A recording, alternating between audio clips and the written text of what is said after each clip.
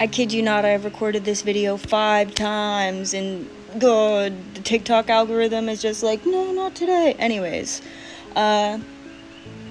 this video will resonate with you if you find yourself in a space where you are meeting a transformation within yourself, where you are becoming a fuller, more authentic version of yourself.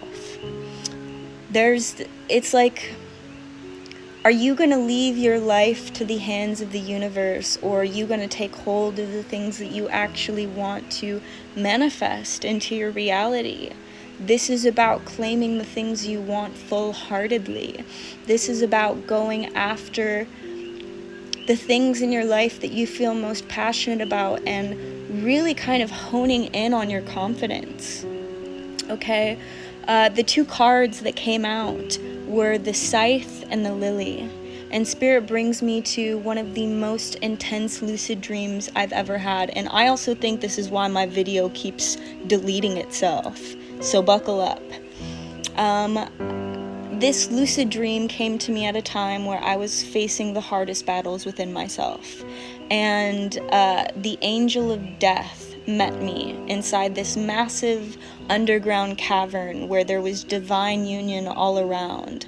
And for whatever reason, the dude from that 70s show was my partner.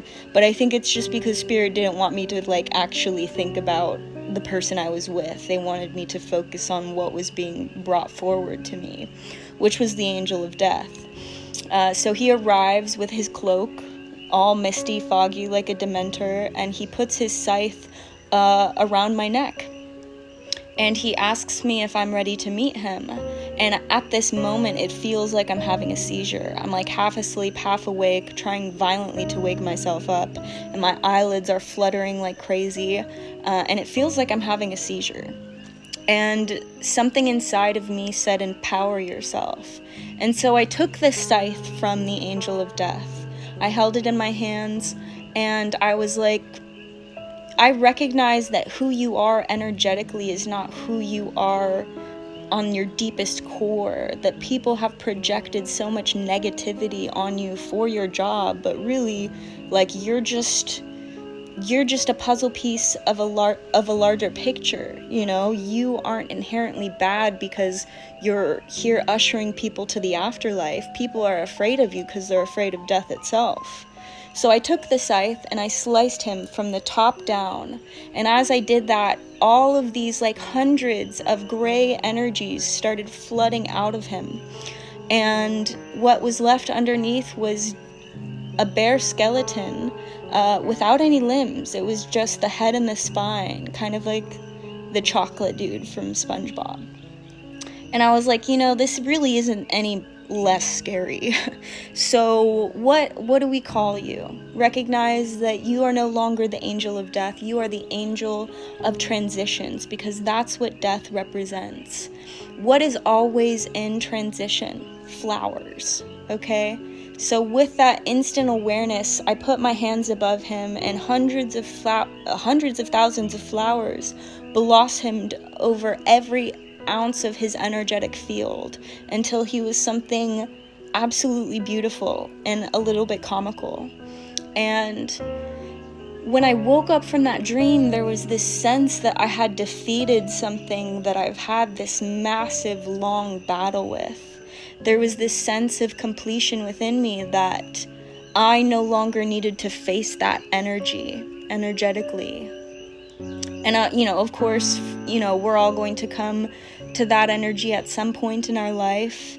But it's not something that we have to hyper-fixate or hyper-focus on. We can choose to enjoy our life and move through it in a way where we're fearless of going after the things that we truly desire. The message here really isn't about the angel of death. It's not about transition. It's about how you allow yourself to manifest in your reality, who you allow yourself to become. Are you going to empower yourself, or are you going to let the universe bulldoze through your life until you realize that maybe Spirit's asking you to take the reins of this chariot and guide yourself to where you want to be. Instead of expecting God or the universe to do it for you, what do you want to call into your life? Who are you becoming? Okay? This message is very simplified, only because I've said it about 6 times. So, with that being said, if you feel like you've taken something from this and you want to dive deeper, don't be afraid to reach out. You can DM me here on TikTok or find me over on Instagram. But until then, I love you and happy astral traveling.